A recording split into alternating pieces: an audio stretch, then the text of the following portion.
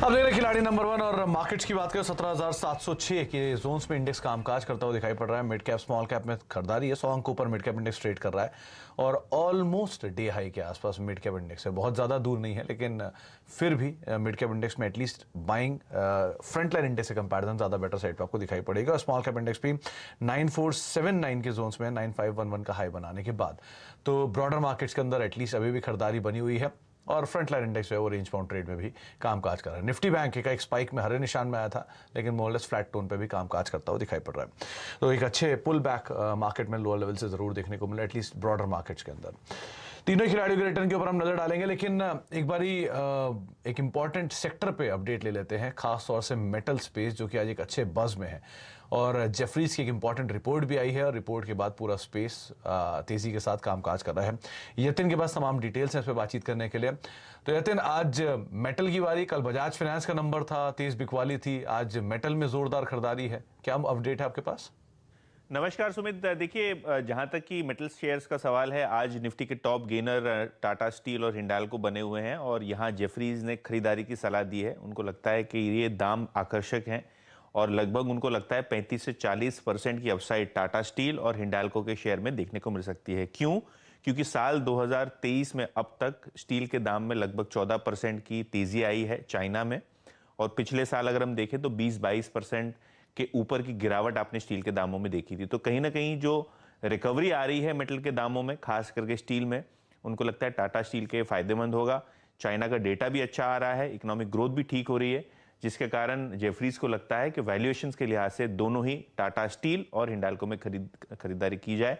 क्रम में देखें तो उनका सबसे प्रेफर्ड बेस्ट पिक है टाटा स्टील, और आज स्टॉक में लगभग 2 से 2.5% की तेजी आपको शुरुआती सेशन में ही आती हुई दिखाई पड़ रही है। तो टाटा स्टील, हिंडाल्को, दो नाम जो कि प्रेफर्ड पिक के तौर पर हैं और करीब करीब 25 से 30% के आसपास के अपसाइड इन स्टॉक्स में देखने को मिले। इनफैक्ट इंडेक्स के टॉप गेनर्स में भी टाटा स्टील का नाम शुमार है। बहुत बहुत शुक्रिया यतिन, ये तमाम डिटेल हमें बताने के लिए, शेयर करने के लिए। और एक अच्छा मूव आज पूरे मेटल स्पेस में इसी रिपोर्ट के मद्देनजर आता हुआ दिखाई पड़ रहा है। 1.5% ऊपर टाटा स्टील सोफार कामकाज करता हुआ दिख रहा है।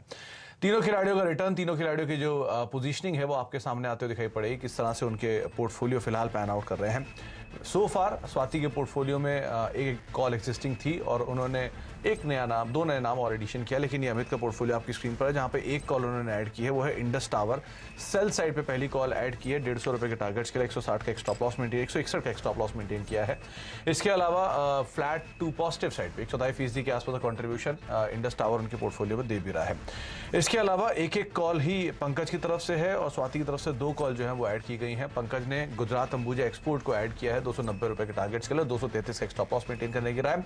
और जो कंट्रीब्यूशन है उसमें गुजरात अंबुजा एक्सपोर्ट्स करीब 0.5% के आसपास का कंट्रीब्यूशन यहां पर दे रहा है।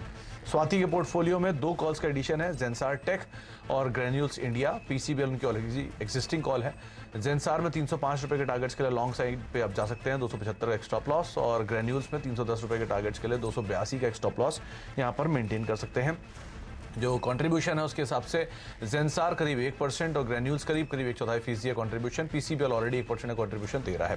तीनों ही खिलाड़ियों का रिटर्न आपकी स्क्रीन पर आता हुआ दिखाई पड़ेगा, क्योंकि सो फार जो लीड पोजीशन है वो आपको स्वाति की तरफ से ही दिखाई पड़ेगी।